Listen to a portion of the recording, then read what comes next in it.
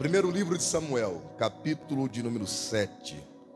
Primeiro livro de Samuel, capítulo de número 7.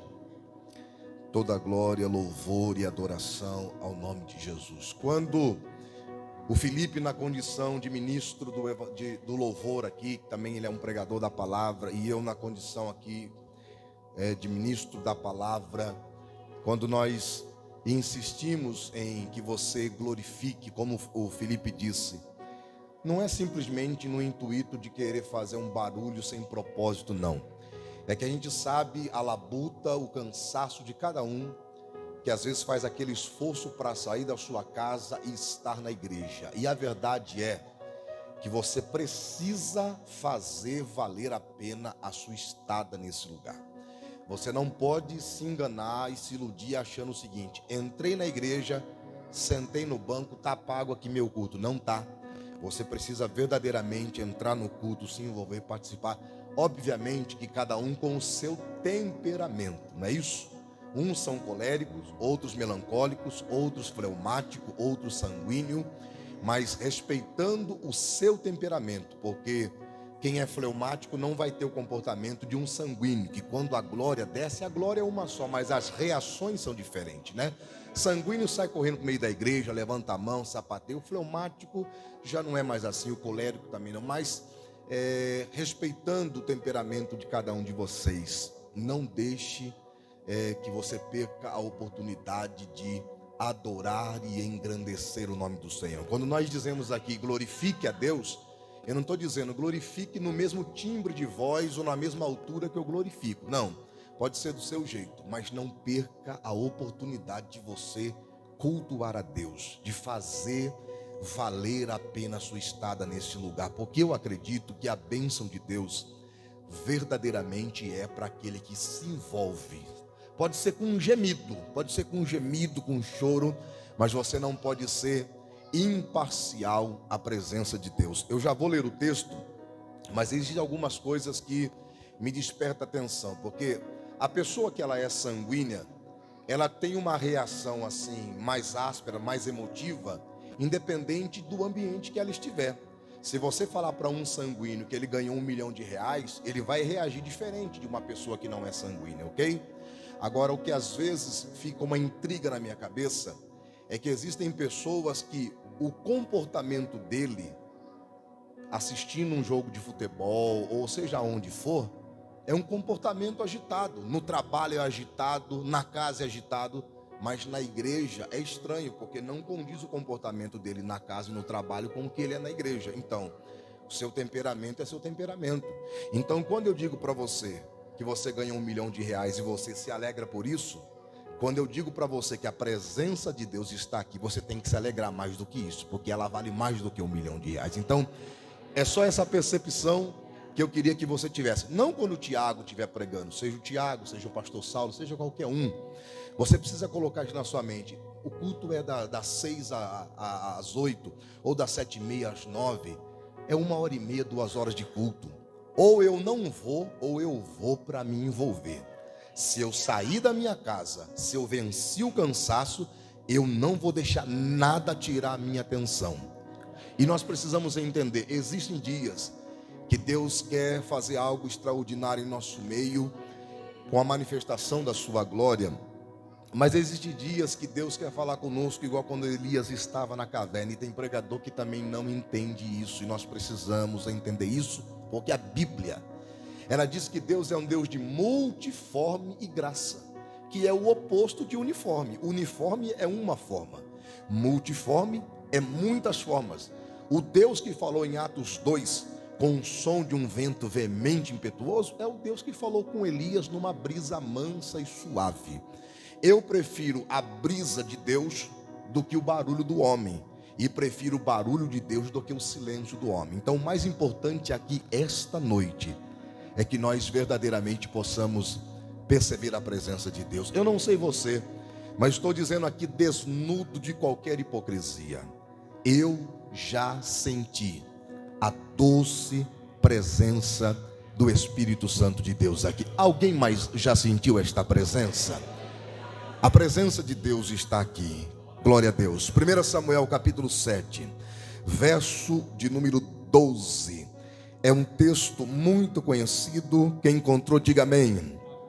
Diz assim o texto: então tomou Samuel uma pedra e a pôs entre Mispa e Sem, e chamou Ebenezer, dizendo: até aqui nos ajudou o Senhor. Você pode repetir apenas a última parte do versículo comigo? Eu vou contar até 3 e nós vamos dizer bem forte: até aqui nos ajudou o Senhor. Vamos lá? 1, 2, 3. Até aqui.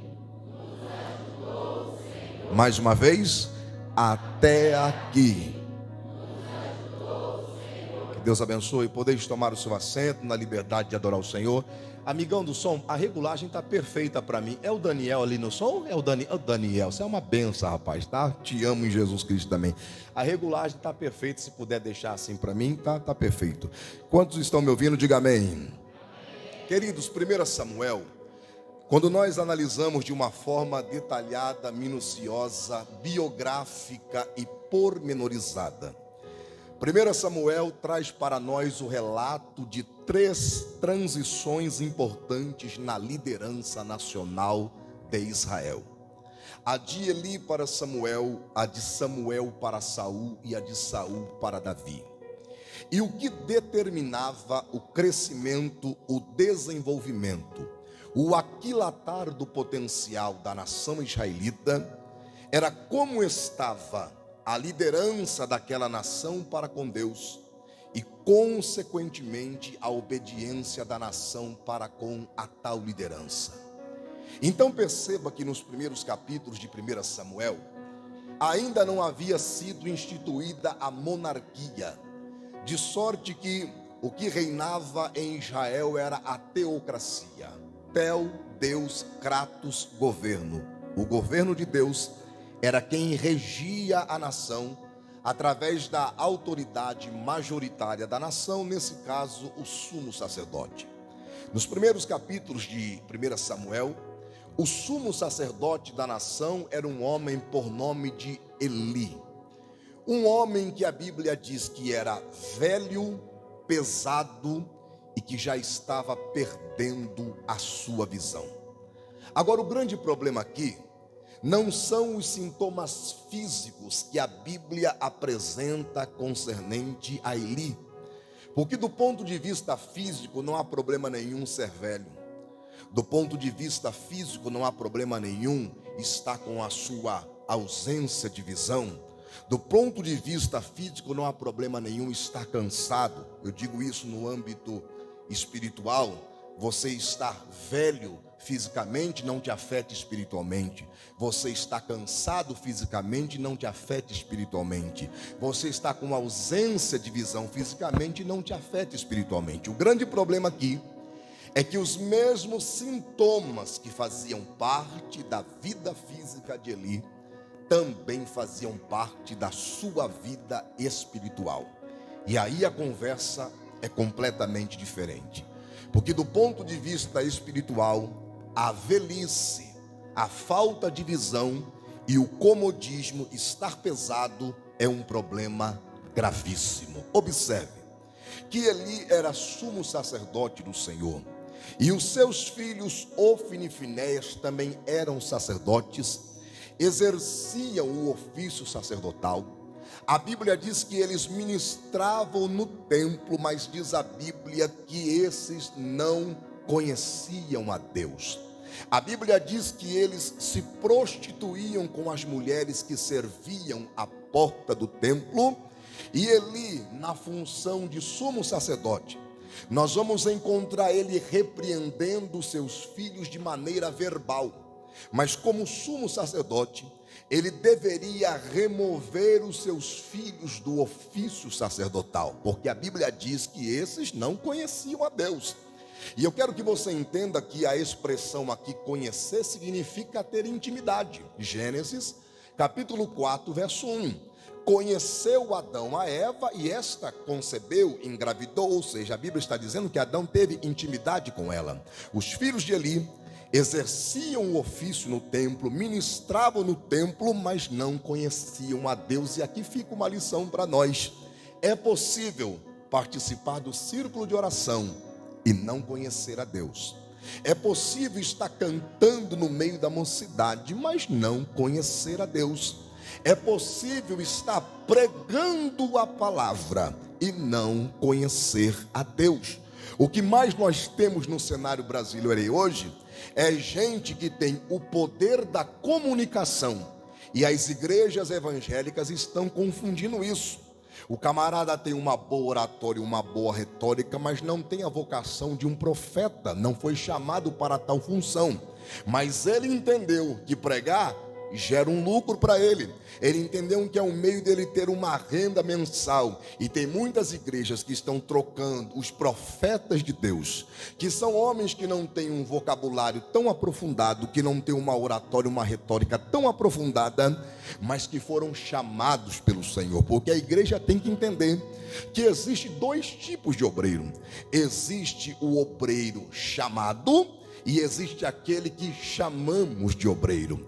Existe aquele que foi chamado, vocacionado, separado. E se ele foi chamado, ainda que ele não seja um PhD em teologia, ainda que ele não seja um mestre na palavra, deve estudar, sem dúvida, deve se esforçar, sem dúvida, mas se ele for chamado, Deus honra e vela por cada palavra proferida pelos seus lábios. Mas existe aqueles que por jeitinho brasileiro, que por apadrinhamento, inseriram ele em um púlpito e nós o chamamos de obreiro. Então o que nós observamos aqui? Os filhos dele estão exercendo o ofício sacerdotal, mas não estão com intimidade com Deus, não serviam a Deus na sua integridade. E Deus levantou um profeta desconhecido para dizer o seguinte a Eli: a minha mão vai pesar sobre ti, e a minha mão vai pesar sobre a tua casa, simplesmente porque você honra mais os teus filhos do que a mim, diz o Senhor. E isso ia acontecer. E quando a gente vê o cumprimento disso, porque perceba que na gestão de Eli, Israel está em apostasia. Na gestão de Eli, a Bíblia diz que a palavra de Deus era de muita valia. O que é isso? A mensagem profética no meio da nação era escasso, e a Bíblia diz que, não havendo profecia, o povo se corrompe. Na gestão de Eli, Israel está no momento de derrota espiritual, está perdendo as suas batalhas, e nós vamos ver o relato disso, que no capítulo 4 do primeiro livro de Samuel, Israel vai travar uma peleja contra os filisteus. Perceba e me permita dar um perfil de quem era filisteu. Filisteu era um povo de origem não semita, que imigrou de Creta no ano 2000 e 1200 a.C., que vivia em 5 cidades ao sudoeste de Canaã: Gaza, Gate, Asdod, Asquelon e Ecrom, sendo que Asdod era o centro das atenções, a capital, onde estava o templo de Dagon, que era o principal deus dos filisteus. Quando se fala de filisteu, nós estamos falando de um dos principais adversários da nação israelita. O texto diz que Israel, o povo de Deus, do Deus Todo-Poderoso, que nunca empatou e nunca perdeu uma peleja, mas Israel, o povo de Deus, vai travar uma peleja contra os filisteus, e diz a Bíblia que o povo de Deus começa a perder e a cair no campo de batalha, e 4.000 homens de Israel caem no campo de batalha, voltam para o arraial fugindo dos filisteus, e os anciãos começam a dizer o seguinte: mas que vexame é esse? Por que é que Deus permitiu que nós viéssemos perder a peleja para os filisteus? Olha isso, estão atribuindo a culpa a Deus, mas a verdade é que Israel estava fora do centro das atenções de Deus. Então alguém teve uma ideia: eu sei por que a gente perdeu a peleja. Perdemos a peleja porque a arca não estava no meio do nosso arraial. Então vamos buscar a arca em Siló, vamos trazer a arca para o meio do nosso arraial, que a gente vai massacrar esse povo filisteu. E assim fizeram. Foram até Siló, porque Siló era o centro do culto divino daquela época. Buscaram a arca e trouxeram a arca para o meio do arraial. Diz a Bíblia que quando a arca chega no arraial dos filisteus, de Israel, o povo jubilou um júbilo tão grande que diz a Bíblia que a terra tremeu. Mas guarde o que esse pretinho careca vai dizer para você essa noite: nem todo barulho Deus está no meio dele. Você já percebeu que lata vazia faz mais barulho do que lata cheia? Entenda, nem todo barulho Deus está no meio dele. Eu lembro quando o pastor Gilson foi pregar em São Paulo, um homem de Deus. Um casal ia recepcionar o pastor Gilson aquele dia, e às vezes São Paulo o ônibus atrasa, às vezes adianta, geralmente mais atrasa, mas aquele dia adiantou dentro da expectativa do horário que o casal estava esperando o pastor chegar. E quando o pastor entrou numa viela que dava acesso à casa do casal, ele chegou e foi escutando um barulho e falou: meu Deus do céu, eu estou chegando numa casa abençoada aqui, porque parece que o povo aqui é de oração. E foi chegando mais perto e o barulho aumentando. Ele falou: meu Deus, está parecendo língua estranha. Era não, era uma briga de marido e mulher. Pensa na briga travada, porta fechada, janela aberta. Pastor Gilson foi chegando e viu uma chaleira passando pela janela e falou: Senhor da glória, tenha misericórdia. Pastor Gilson bateu na porta, o maridão veio atender: pastor Gilson, o senhor já por aqui? Aí ele gritou: amor, olha quem já chegou. Primeiro quarto que a irmã encontrou, já entrou, estava tudo descabelada, ia receber o pastor, que jeito. Aí a irmã saiu do quarto, ajeitando o cabelo, dizendo: paz, pastor, chegou cedo, senta porque já vai sair um cafezinho. E o pastor Gilson, um homem sincero demais, disse: mas irmã, a irmã vai fazer café, que jeito, se eu ver a chaleira voando agora pela janela.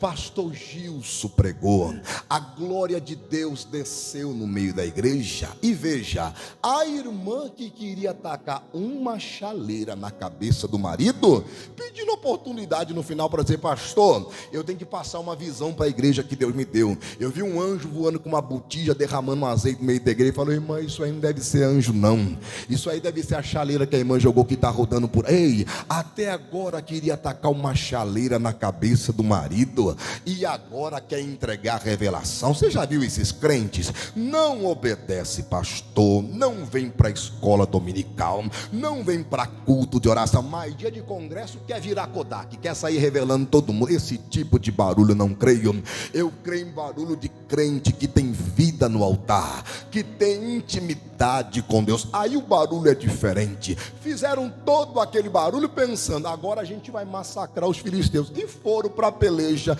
com toda a polpa. Meu irmão, vou resumir: levaram uma outra surra, e agora não foi apenas 4.000 homens de Israel que caiu no campo de batalha, não, 30.000 homens de Israel caíram no campo de batalha. Por quê, pregador? Porque estão depositando toda a confiança da sua vitória na arca. Mas a arca era apenas um símbolo da presença de Deus. Eu não quero desconsiderar aqui a importância da arca, que sem dúvida era a principal mobília da nação israelita, mas era apenas um símbolo da presença de Deus. Ela não produziria nenhum efeito se a nação não estivesse em perfeita comunhão com Deus. Mas qual é a ideia que o povo tinha? Que quando a arca chegasse no arraial, eles iam alcançar a vitória, mesmo que eles não tivessem intimidade com Deus. Por quê? Porque vinha na memória do povo todos os episódios de vitória que Deus realizou quando a arca estava presente. Vou citar um para vocês. Lembra quando o Jordão estava transbordando sobre todas as suas ribanceiras, e os sacerdotes que levavam a arca pisaram nas águas do Jordão? Lembra? Quando eles pisaram, as águas do Jordão pararam, o Jordão se abriu. Então isso estava registrado na mente do povo. Eles tinham conhecimento disso através dos seus pais, através da história, de todas as maravilhas que Deus operou quando a arca estava presente. Só esqueceram de um detalhe: o Jordão abriu, só que um dia antes, Josué convocou os arautos, que são aqueles que fazem anúncio no meio do povo, e disse: sai gritando no meio do povo a seguinte informação: santificai-vos hoje, porque amanhã o Senhor vai fazer maravilha no meio de vós. Não é que a arca como um amuleto funcionou, é porque tinha santificação no meio da nação. Então aí funcionava mesmo. Mas nesse episódio de 1 Samuel, chamaram a arca e nada aconteceu. Porque o que era a arca? A arca era um caixote de 1,10 m de comprimento, 65 de largura e 65 de altura. Em cima da arca tinha uma lâmina puríssima de ouro, chamada de propiciatório, com 2 querubins de asas abertas olhando um para o outro. O propiciatório simbolizava a presença de Deus, porque Deus falava exatamente no meio dos 2 querubins. A arca, por sua vez, representava a pessoa de Cristo, porque veja, a arca era 100% de madeira de acácia e 100% revestida de ouro. Cristo, no seu ministério terreno, ele teve as duas naturezas, 100% homem e 100% Deus. Então assim era a arca. A madeira de acácia simbolizava a natureza humana de Cristo. Por quê? Porque a palavra acácia significa inocência, e como homem, de fato ele foi inocente. A madeira de acácia era resistente a cupim e a inseto, e como homem, ele foi resistente ao pecado e aos prazeres que o mundo lhe ofereceu. O ouro que cobria a arca representa a sua natureza divina, sua glória, majestade, realeza. Então, de fato, ela é a principal mobília da nação israelita. Se você for olhar para o tabernáculo, você vai ver que a arca era a única mobília que estava dentro do Santo do Santo. Você encontra o altar do holocausto, e você encontra também a pia de bronze no átrio, que é o lado externo do tabernáculo. Quando você entra no lugar santo, você encontra o candelabro, a mesa com os pães da proposição e o altar de incenso no lugar santo. E depois do véu, no Santo do Santo, estava a arca. E isso tem uma importância. Por quê? Porque essas 3 portas de acesso para o judeu tinham um significado muito importante. Para o judeu, a primeira porta de acesso, que dava o acesso do arraial para o átrio, que era o lado externo do tabernáculo, era conhecido pelos judeus como caminho. A segunda porta, que dava acesso do átrio para o lugar santo, era conhecido pelos judeus como verdade. E o véu que separava o santo do santo dos santos era conhecido pelos judeus como vida. Então veja, era caminho, era verdade e era vida. Isso fala de grau de aproximação. Quando Cristo disse: eu sou o caminho, eu sou a verdade, eu sou a vida, o judeu entende perfeitamente. Ele estava dizendo: eu sou o tabernáculo de Deus na terra neste momento. Então a arca, ela era a única mobília que estava lá dentro, no Santo dos Santos. Só que para que existisse um agir de Deus, precisaria existir intimidade do povo para com Deus. Aí a arca verdadeiramente funcionava. Sabe por quê? Símbolo de crente, não intimida o nosso adversário. Eu sou conservador dos bons costumes, mas eu preciso dizer a você que só andar como crente, parecer como crente, não vai produzir resultados nas nossas vidas. Nós precisamos verdadeiramente voltar ao primeiro amor. O presbítero Vitinho bateu na minha coxa ali no banco e disse: nós precisamos disso, né, pastor? É poucos que permanecem no primeiro amor, e é uma grande realidade. Nós precisamos resgatar essa voluntariedade pela adoração, pela glorificação. Meu irmão, a Assembleia de Deus, ela cresceu num barulho de glória a Deus. Quando eu falo de barulho, gente, pelo amor de Deus, faz 23 anos que eu sirvo a Cristo. Eu não estou falando daquele barulho do movimento sem terra, que está com a pá, com a enxada levantada para cima lá, e estão perguntando: você está gritando porque eu não sei, mandaram gritar, eu estou gritando aí. Não, o nosso barulho é consciente. ambiente. A gente sabe por que está adorando. Por quê? Porque existe um Deus que está sentado num alto e sublime trono. E a Bíblia diz que os anjos de dia e de noite cantam santo, santo, santo, santo. No capítulo 4 de Apocalipse, a minha Bíblia diz que tem 24 velhinhos anciãos que tiram a coroa da cabeça, jogam diante do trono do Senhor e dizem: digno de glória, digno de glória. Essa coroa é colocada na cabeça deles de novo. Eles tiram de novo e dizem: não, a gente não merece nada não, a glória é só para ele. Jogam a coroa diante do trono do Senhor e diz: digno de glória, digno de glória. Então quem é que está fazendo isso? É meia dúzia de moleque? É meia dúzia de menino? Não, 24 velhinhos anciãos. Se você quiser trazer para o lado figurado, está falando no mínimo aqui de maturidade, porque ancião fala de maturidade, de gente inteligente que sabe o que está fazendo, meu irmão. Então dá glória a Deus e aleluia não é meninice. Dá glória a Deus e aleluia não é coisa de menino. Dá glória a Deus e aleluia é coisa de gente sábia, inteligente, que entende assim: era para nesse momento eu estar queimando no charco de lodo, eu estar queimando no inferno, mas a obra redentora do Calvário me alcançou. Alguém foi moído por mim no Calvário. Me ajuda só um tiquinho de retorno. Alguém foi moído por mim no Calvário e por isso eu estou aqui glorificando a Ele, louvando a Ele, enaltecendo a Ele. Quantos vieram e reconhecem isso, que Ele é digno de glória, digno de louvor, digno de adoração? Então, eu queria que você entendesse: a arca era apenas um símbolo da presença de Deus, e nós não podemos ter essa vida, meu irmão. Nós precisamos nos envolver com as coisas de Deus. Me vem à memória, sabe o quê? Ou me vem à memória os alunos do Instituto Bíblico de Eliseu. Sim, aqueles moços que disseram: Eliseu, o lugar que a gente está morando é muito estreito, é apertado demais. Nós pensamos o seguinte: o que você acha da gente ir até o Jordão, cortar algumas vigas para a gente construir no Instituto Bíblico maior? Eliseu aprovou a ideia e disse: está certo, meu filho, pode ir. Quando eles estavam indo, eles disseram assim ao profeta: Eliseu, cuida de Íris, pode me ajudar no teclado? Cuida de Íris conosco. E ele disse: eu irei. Agora olha que coisa linda. Quando eles estavam cortando as árvores, as madeiras, diz a Bíblia que um dos moços derrubou um machado nas águas do Jordão. Eu já vi grandes pregadores criticar o moço que derrubou um machado no Jordão, mas se tem uma pessoa na Bíblia que eu admiro, é exatamente o moço que derrubou o machado no Jordão. Por quê, Tiago?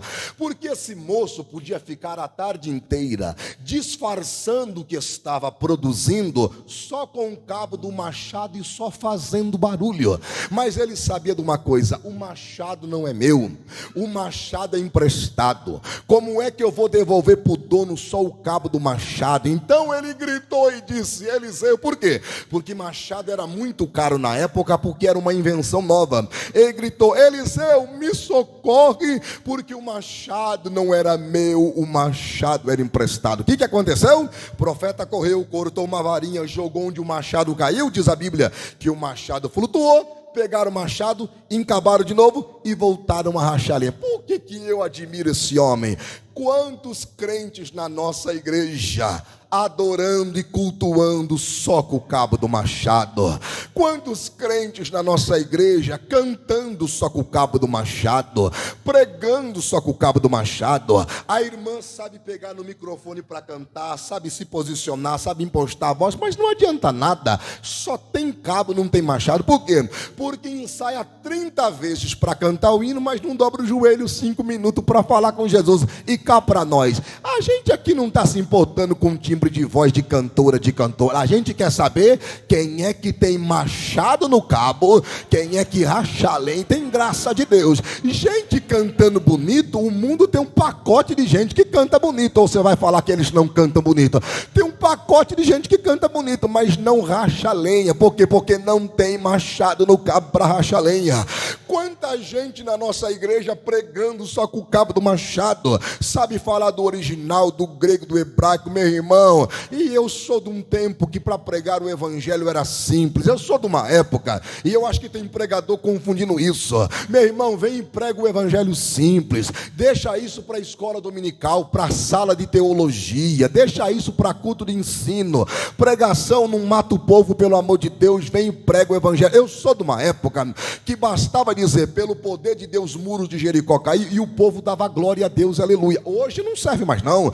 Para alguns tem que dizer, quantos metros tinha esse muro de largura, quantos tinha de altura, caiu para lá, caiu. Para de conversa, varão. Eu sou de uma época que se dizia, bem-aventurados que choram porque serão consolados. E já era motivo para a gente dar glória. Hoje parece que não serve mais. Hoje tem que dizer, bem-aventurado aqueles cujo fator sensorial emotivo da glândula do canal lacrimal lubrifica os movítricos para que as lágrimas venham, porque serão com minha irmã. E a irmãzinha está perguntando, rapaz, o que é movítricos? É de comer? O que é esse negócio? Rapaz, prega o evangelho simples. Jesus cura, liberta, salva, transforma, restaura. A Assembleia de Deus, ela cresceu desse jeito. Eu tenho uma palavra para essa nova geração de crente que acha que estão por cima da carne seca, que acha que é o rei da cocada, porque tem um conhecimento mais aprofundado do que alguns senhorzinhos da nossa igreja, e eles acham que estão deitando. Deixa eu dizer uma coisa para você. Você sabia que o maior ministério pentecostal no Brasil se chama Assembleia de Deus? Você sabia que se juntar todos os outros ministérios não dá a quantidade que dá a Assembleia de Deus? Ei, será que o jeito dele estava errado? Será que o jeito seu que realmente está certo? Olha onde a Assembleia de Deus chegou, meu filho. E ela não chegou com essa teologia de coach, não. Ela não chegou com essa teologia de prosperidade, não. Ela chegou com uma teologia de gente que passava o dia inteiro na roça cortando cana, ou então colhendo café, tomava um banho rápido, chegava para a igreja, às vezes, enquanto a mulher estava passando um café, ele estava lendo um texto da Bíblia ali. Mas quando ele chegava no culto à noite e pregava a palavra, a palavra parece que entrava de um jeito no coração do pecador que ele não aguentava. Quando se fazia o apelo, as almas se dobravam diante do Senhor no altar. Foi assim que a nossa igreja cresceu. Deixa eu dizer uma coisa a você: para a gente sentir a presença de Deus, não precisa de teólogo, não. Não precisa de gente PhD em teologia, não. Basta um servo ungido de Deus chegar aqui e dizer: Jesus cura, Jesus liberta, Jesus restaura, Jesus batiza com o Espírito Santo, e Jesus vai levar a igreja para os céus de glória. É isso que a Assembleia de Deus precisa. Palavra de Deus. Quantos aqui ainda amam a palavra? Levante a mão. Alaceia. Eu já vou continuar. Lamando rei alieri oderema seira badarabadara cheia. Mas Deus manda eu dizer: se a minha igreja me adorar, eu começo a abraçar crente esta noite para a glória do meu nome. Quem é que veio para adorar a Ele? Eu vou te dar um minuto para dar glória a Ele. Vai, Halabá, Xarabá, Daramá, Salabaia, Jória, Daramanda, Laceia. Adora que eu curo. Adora que eu arranco esta enfermidade agora. Adora que eu mexo lá na tua empresa. Adora que eu mudo o teu casamento. Adora que eu boto o amor novamente no coração da tua esposa. Adora que eu restauro a tua família. Adora porque eu marcho no meio da igreja. Adora!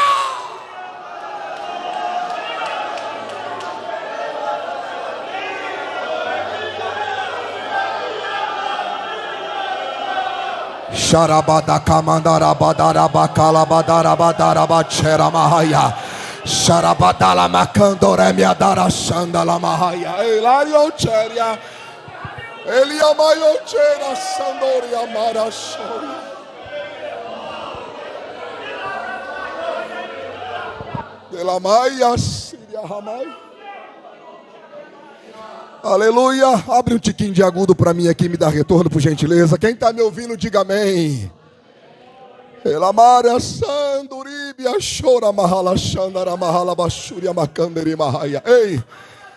levar uma nova surra. Eu preciso aqui continuar. Levar uma nova surra, porque a arca era apenas um símbolo da presença de Deus. Ei, eu me lembro, deixa eu trazer isso aqui a você. Eu me lembro que organizaram na minha cidade um trabalho chamado Encontro de Vasos. Eu era ainda um jovem pregador. E organizaram um trabalho chamado Encontro de Vasos. Eu não tenho nada contra. Mas eu, Tiago, não analiso um trabalho, não analiso um congresso pelos movimentos que aconteceram no dia do congresso.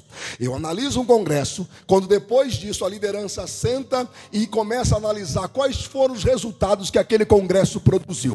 E quando foi ver o resultado que aquele encontro de vaso produziu, nenhuma alma para Jesus, ninguém batizado com o Espírito Santo, não houve transformação de vida, muita divulgação, soltaram na rádio, fizeram cartazes, muita mídia, mas pouca evidência, pouco resultado. Aí olha isso aqui, eu estou dizendo isso aqui, tenho Felipe como testemunha aqui, eu, pastor João Siqueira, estou dizendo testemunha porque ele conhece o pastor João Siqueira, e se estiver filmando vai ficar a prova do crime aí. Eu, pastor João Siqueira, e mais 3 irmãs do círculo de oração, fomos fazer uma campanha na casa de uma mulher que estava cega, paralítica e endemoniada.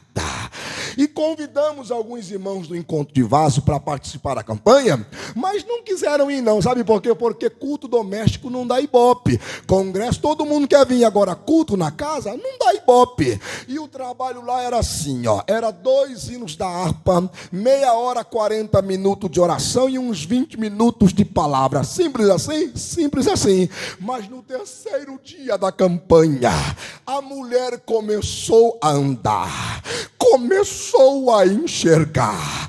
Ela, o seu esposo e mais 4 almas aceitaram a Cristo como Salvador.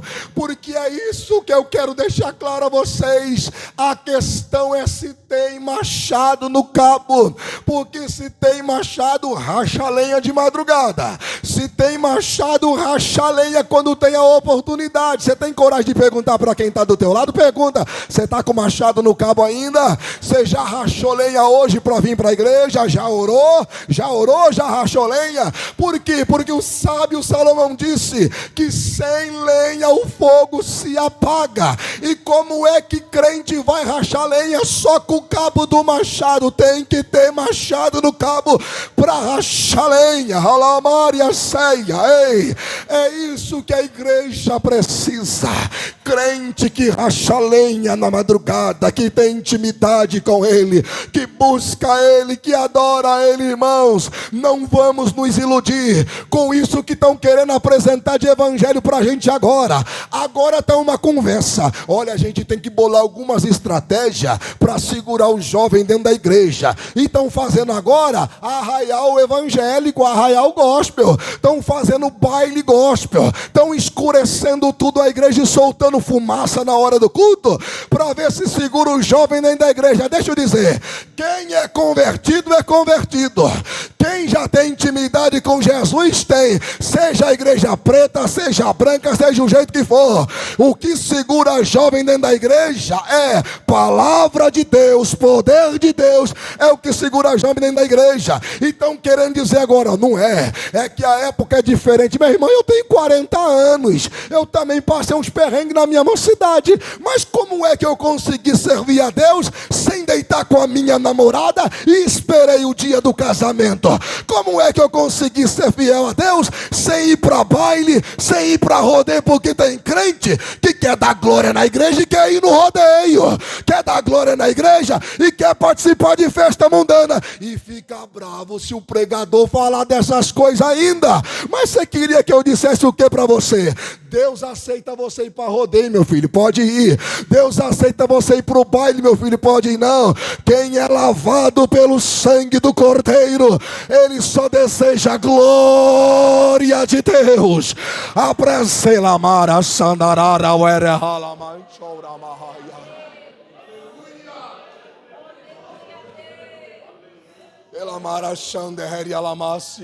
Olhe para mim. Você pode procurar na Bíblia e você nunca vai encontrar. Lembra que eu disse no início da mensagem que o que determinava o crescimento da nação era como estava a liderança e a obediência da nação para com a liderança. Pode ver, quando assumia um camarada crente que o povo entrava na visão dele, Deus estendia a mão para abençoar a nação. Quando entrava um perverso que praticava idolatria, saia da presença de Deus, Deus permitia que o inimigo atingisse a nação. Estava relacionado à conduta da nação para com Deus. É o que determinava a vitória daquele povo, se tinha ou se não tinha verdadeiramente uma intimidade para com o Senhor nosso Deus. É isso que determina a nossa vitória. Pode procurar na gestão de Eli. Você nunca vai encontrar esse homem em pé na Bíblia. Procura. Você encontra ele sentado ou deitado. Sentado no templo, deitado no templo, sentado na porta da cidade. Mas você nunca encontra ele em pé. Isso aqui está falando de comodismo espiritual. Você não encontra ele em pé. Até quando Deus chamou o menino Samuel, Samuel achou que Eli estava o chamando e disse: Senhor, tu me chamou? Não, não chamei não, meu filho, vai deitar. Por quê? Porque quem está deitado e sentado quer que você sente e se acomode também. Quem já perdeu o desejo de vir para o culto de oração, quando você convida, fala: vou nada, minha filha, vai nada, não precisa ir não. Por quê? Já sentou, já acomodou e quer que você se acomode também. Tem crente que já deitou e quer que você se acomode também. Eli sentado na porta da cidade. E sabe o que determina como vai chegar a resposta de Deus na sua vida? Se será positiva ou negativa, benéfica ou maléfica? Exatamente a maneira como você está esperando. Eu repito, o que vai determinar o tipo de resposta que você vai receber na sua vida é exatamente a maneira como você está esperando. Nós estamos confundindo o Salmo 40. O salmista disse: eu esperei com paciência no Senhor. Ele não disse do Senhor, porque quem espera do Senhor espera acomodado, mas quem espera no Senhor espera igual o salmista. É só observar o texto. Esperei com paciência no Senhor, ele se inclinou para mim e ouviu o quê? Ouviu meu clamor. Ou seja, enquanto eu esperava, eu não estava deitado na rede tomando suco de laranja na hora do culto, não. Enquanto eu esperava, eu estava clamando. Olha a condicional. Eu estava clamando: manda vitória, Jeová, manda vitória. Existe um inimigo dentro da nossa casa que está impedindo muito crente de alcançar a bênção. Não é celular, não estou falando da televisão nem do computador. Sabe o nome dele? Sofá. Que delícia.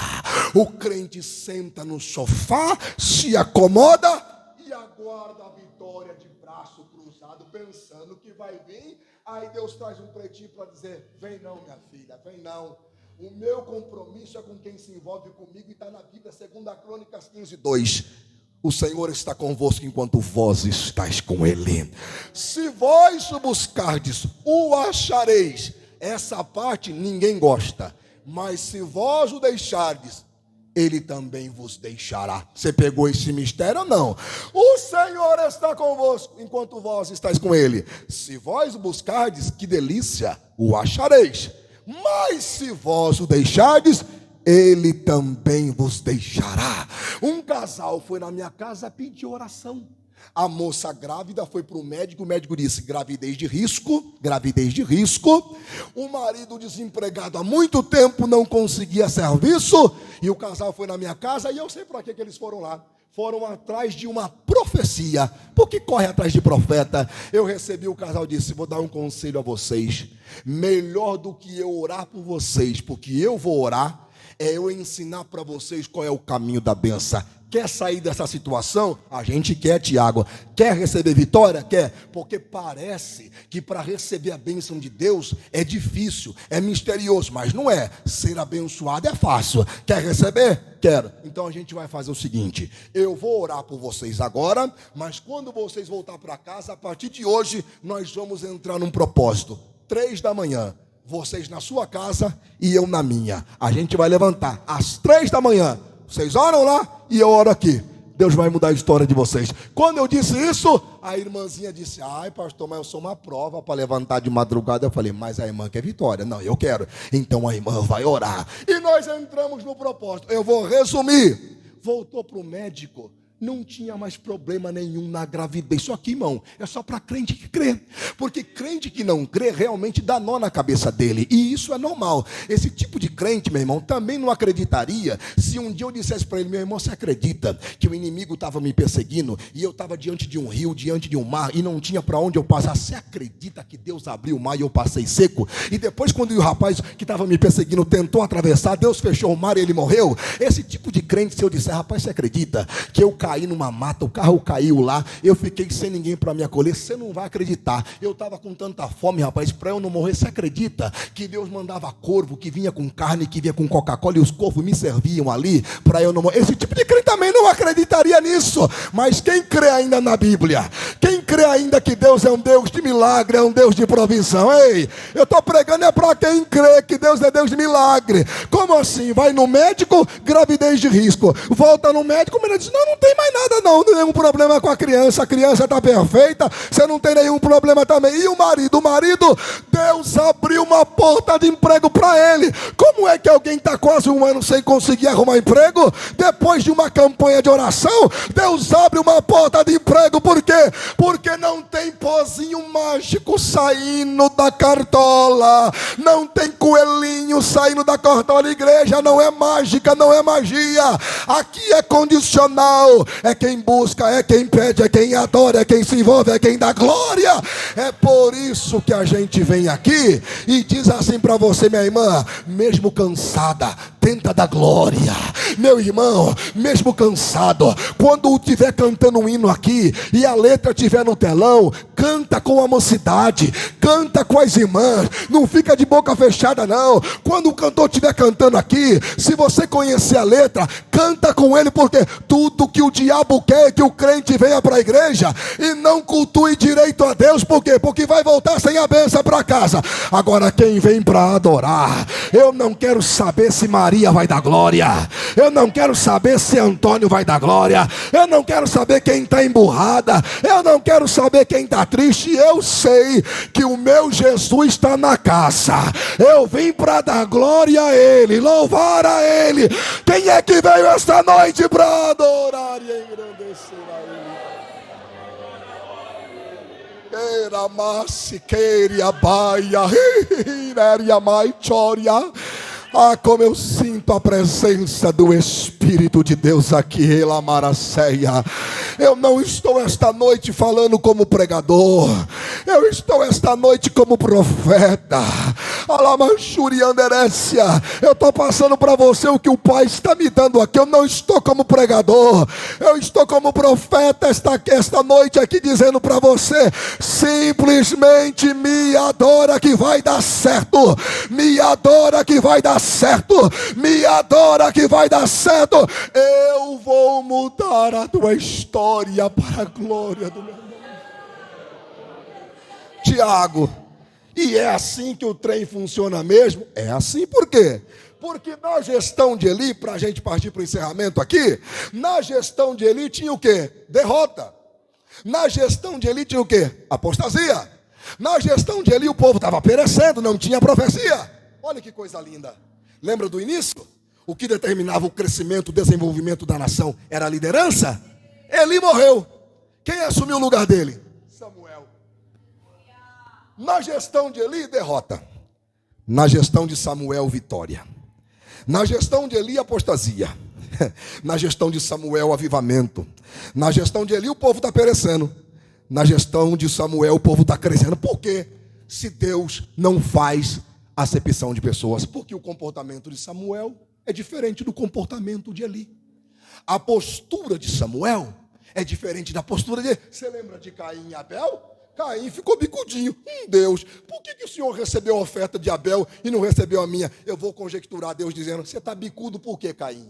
Se tu apresentasse o melhor, eu também não ia receber o teu culto, a tua adoração. Você traz uma oferta de qualquer jeito, quer que eu faça a mesma recepção com a tua adoração, igual teu irmão que trouxe o teu melhor? Se fizesses o melhor, eu também não receberia a tua. Deus, por que o Senhor dá para ele e para mim não? Por que o Senhor faz para ele e para mim não? Nós não somos iguais, não. Ele ora, você não. Ele jejua, você não. Ele consagra, você não. Ele obedece pastor, você não está igual. porque se tivesse igual eu estendo a mão e eu mudo a tua história também. Não, pregador, eu sou fiel a Deus, eu oro, eu jejuo, eu consagro e eu obedeço, pastor. Então eu tenho uma boa notícia para você. Você está só passando por um momento de prova, tu não vai morrer nessa situação.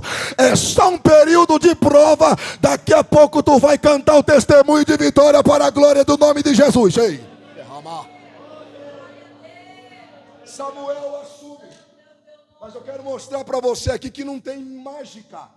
Samuel assume, e a primeira coisa que ele faz é: tirai os deuses estranhos que existem no meio de vós. Samuel começa a varrer a nação, varrer a casa, limpar. Ei! Você sabe o que é que está precisando sair da sua vida? Você sabe o que é? Eu não sei se eu disse aqui a você, mas em Levítico, o pai de família às vezes olhava e aparecia uma mancha branca na parede. Não sei se eu disse isso a você. Se ouviu, ouça de novo. Ele olhava aquilo e ficava assustado porque, meu Deus do céu, isso aí é lepra. Aí ele avisava o sacerdote.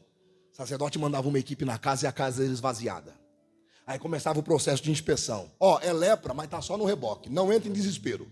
Raspa o reboque de novo, espera 7 dias. Se não manifestar, está resolvido. Mas às vezes, o pai de família era tão desapercebido que a lepra já tinha infiltrado no tijolo. Aí não adiantava só raspar o reboque. Tinha que raspar o reboque, quebrar o tijolo, botar outro tijolo no lugar, rebocar de novo e esperar. Se não manifestasse, resolvido. Mas às vezes, o pai de família era tão desapercebido que a lepra já tinha tomado conta da casa inteira. Como é que pode estar morando dentro da casa e não ver que a lepra já tomou conta da casa inteira? Então, meu irmão, eles olhavam e diziam: para essa casa não tem mais o que fazer. Por quê? Porque a lepra tomou conta da casa inteira. E agora? Pode derrubar a casa, porque essa não tem mais o que. Você tem que ficar esperto dentro da sua casa.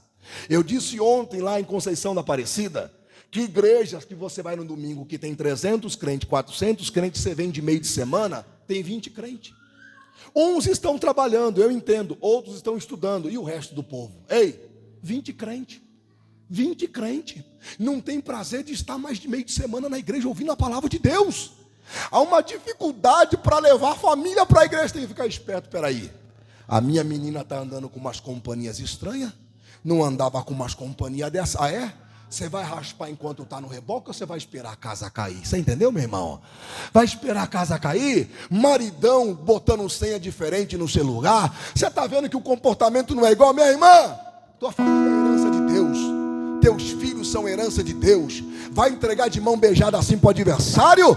Ou você vai dizer: foi Deus que me deu esse esposo, foi Deus que me deu essa filha, foi Deus que me deu esse filho, foi Deus que me deu essa família.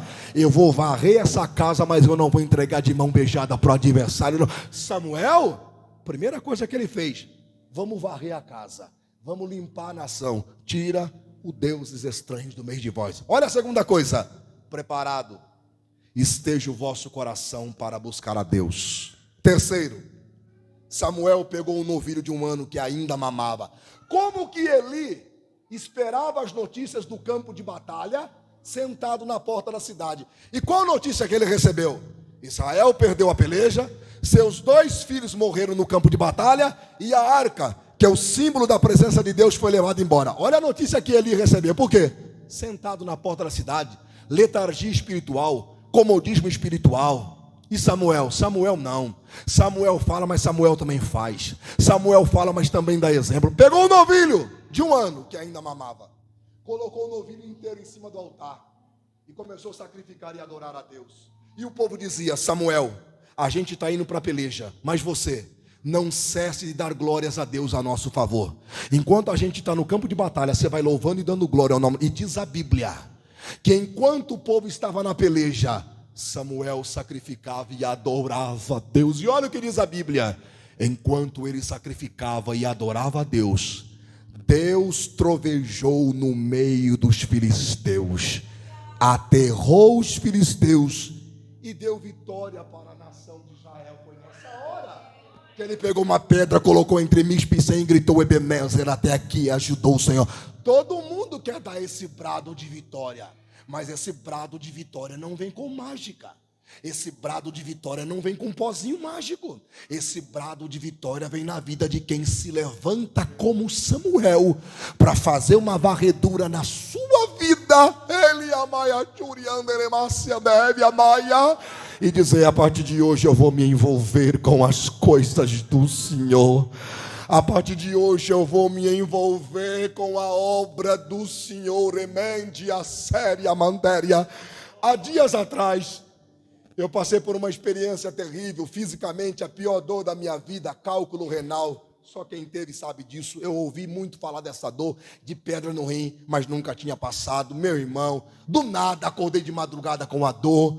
Fui correndo para a Unimed, meu irmão, não tinha remédio que fazia aquela dor passar. Remédio depois, quando eles mandaram para casa, que era para tomar de 12 em 12 horas, já estava tomando de 4 em 4 horas para ver se resolvia, meu irmão. E nada. Pior experiência da minha vida no quesito de dor. Receitaram até morfina para mim. Ei, mas deixa eu dizer a você, essa dor me fez refletir. Olha para mim.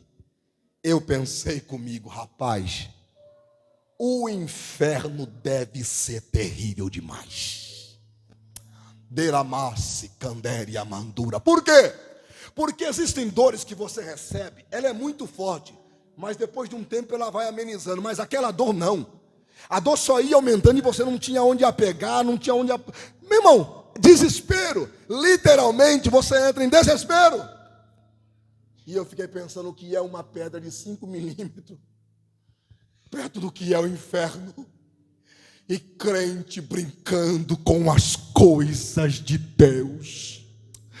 Diramassande remara shuriande remahaya surimiande remahaya. Ei, a tua alma é preciosa. A tua vida espiritual é preciosa. Nada vale mais do que a doce, maravilhosa presença de Deus. Eu fui pregar em Piracicaba, vou encerrar. Quando acabou o culto, um casal pediu, casal que cuidava da igreja: o senhor pode orar pela minha filha? Ela está desviada, a gente mora aqui na casa pastoral. Claro. Fui orar e eu enxerguei no semblante dela que ela não queria oração. A menina estava revoltada, mas com a insistência dos pais orei por ela. E eu disse: minha filha, algo ardendo aqui dentro do meu coração. Há uma fúria do adversário contra a tua vida. Você não quer voltar para Jesus? Ela foi bem enfática: não quero. E eu orei por ela. Voltei para minha casa. 7 horas da manhã do outro dia, um irmão da igreja me liga: pastor Tiago, você sabe aquela moça que você orou por ela ontem à noite? Sim. Ninguém sabe explicar o motivo. De madrugada, acordou gritando, desesperada, como se alguém estivesse perseguindo ela. Vomitou sangue no colo da mãe dela e morreu, pastor. A moça morreu, a moça não tinha nada. Não brinca com as coisas de Deus. Eu estava num culto doméstico na casa do presbítero Jadir. A filha do Jadir chama Neide, trabalha como na parte da cozinha, na Unimed de Capivari. Só tem uma Neide lá e só tem uma Unimed em Capivari. Está a prova aí. Eu disse: Fernando, você não quer voltar para Jesus? Jesus é bom, Fernando. Eu estou aqui com meu coração ardendo, preocupado com a tua vida. Você não quer voltar para Jesus? Não me desprezou, mas disse que não queria. Só que uma semana antes nós estávamos no monte, eu, pastor João Siqueira e o presbítero Jadir. E Deus me deu uma mensagem profética ao presbítero Jadir: meu servo, estou eu fortalecendo o teu coração hoje, porque estou recolhendo um dos teus. Depois de uma semana, em um acidente de trânsito, fazendo um assalto com um grupo de amigos, Fernando bateu o carro e morreu. Conhecedor da palavra de Deus. O Espírito de Deus está falando com alguém esta noite aqui neste lugar. Uriahas, você tem um pastor, e isso aqui não é melação. Isso aqui não é melação. Mas eu admiro a graça que Deus deu para o seu pastor na área do ensino. Você tem um pastor que é sábio, que é inteligente. Se você procurar ele, ele não vai te expor, ele não vai acabar com a tua vida. Acerta a tua vida. Acerta, porque eu estou como profeta de Deus aqui para você. Procura. Eu não estou falando para você vir na frente aqui agora. procura o teu pastor e fala: pastor, é isso, e é isso, pastor, mas eu quero o céu. Eu sou conhecedor da verdade, pastor. Eu quero o céu. Eu preciso acertar a minha vida. Foi assim, assim e assim. Ele mais. E por que eu estou dizendo isso aqui para você? Porque o Espírito de Deus me disse há pouco: eu tenho um avivamento para produzir dentro da igreja aqui de Nova Resende. Escute isso aqui. Eu tenho algo grande para realizar dentro desta congregação.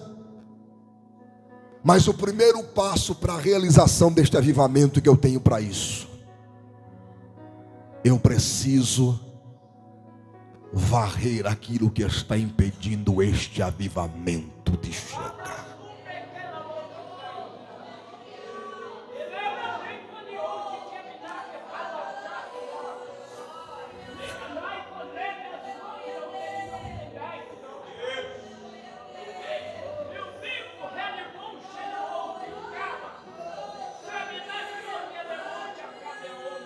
Querido, eu estou falando com muito temor no meu coração e com compaixão, porque aqui ninguém é melhor do que ninguém. Só que você não pode bagunçar com a igreja do Senhor, porque tem gente que é ímpio, que sabe do que aconteceu e está dizendo que aqui não tem homem de Deus e que Deus não revela coisa nenhuma, porque se revelasse você não estava assim.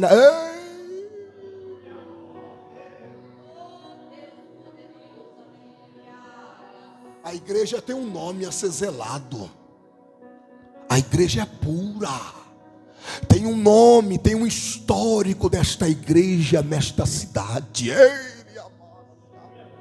Querido,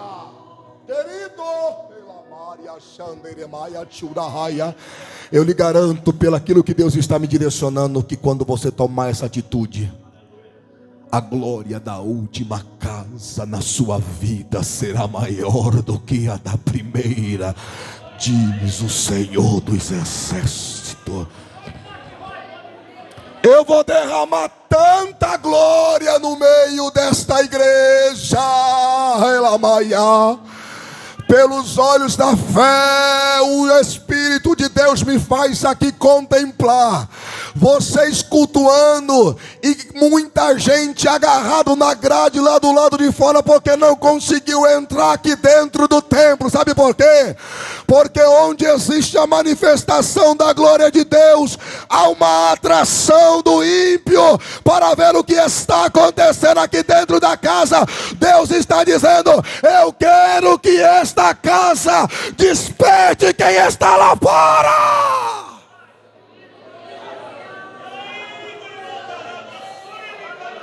Eles não vão conseguir ficar sem vir, porque eles vão querer vir ver o que está acontecendo aqui. Eu estou dizendo que o Espírito de Deus está me mostrando as irmãs cantando e jovem marchando no corredor desta igreja, a mocidade cantando e irmã marchando no corredor desta igreja, obreiro descendo e profetiza lá para dar a cera.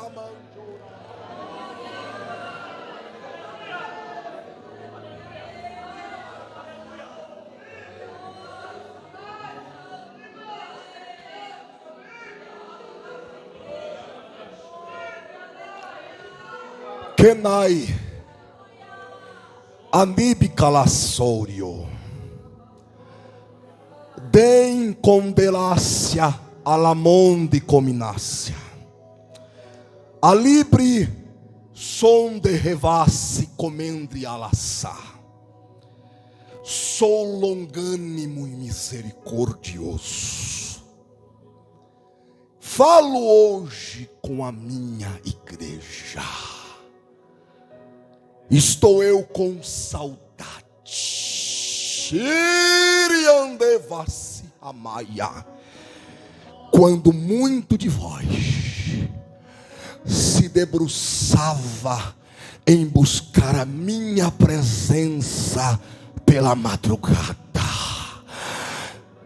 Esse era o segredo do que eu, o Senhor, realizava no meio de vós. Há um remanescente que permanece, mas quero eu engrossar a fileira hoje.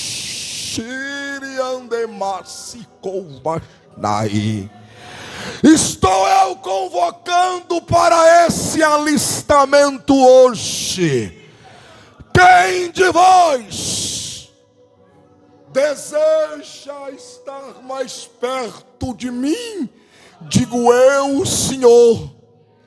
Quem de vós anseia pela minha presença? Diz o Senhor. Igreja minha, venha, porque eu quero abraçar. O meu espírito, eu, Senhor, manifestarei no meio de vós. Sentirás hoje aquilo que há muito tempo já não sente mais, como prova de que eu, o Senhor, estou falando contigo. Há um refrigério que desce sobre ti agora. Há um consolo que paira sobre ti agora. Eu estou trocando o sentimento de tristeza pela alegria agora.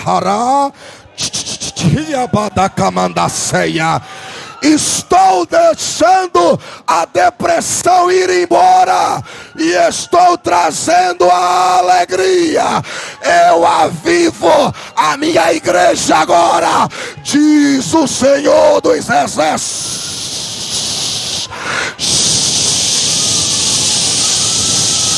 Alabás, alabás, sarabás.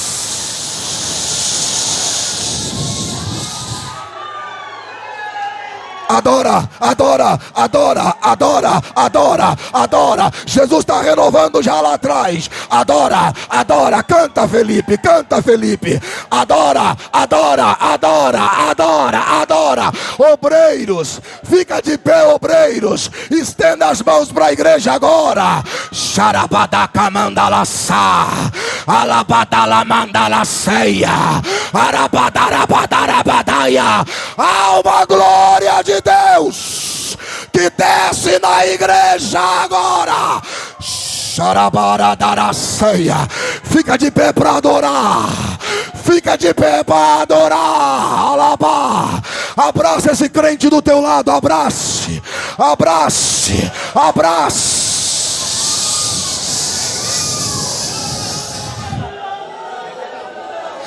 Alabaia turique.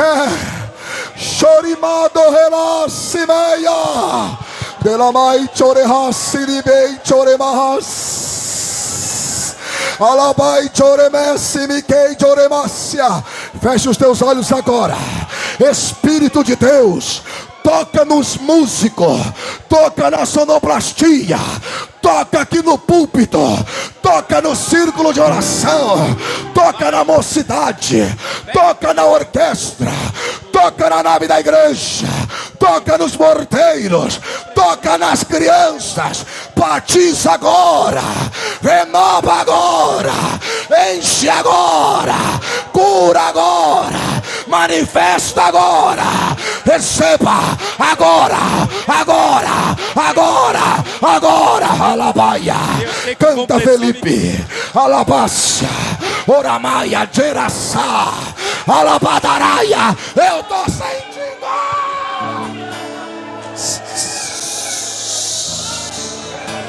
Camadácia, badara, cabache, arabadarabache, arabadarabahalabá, xarabahalabá, calabachora, malabas.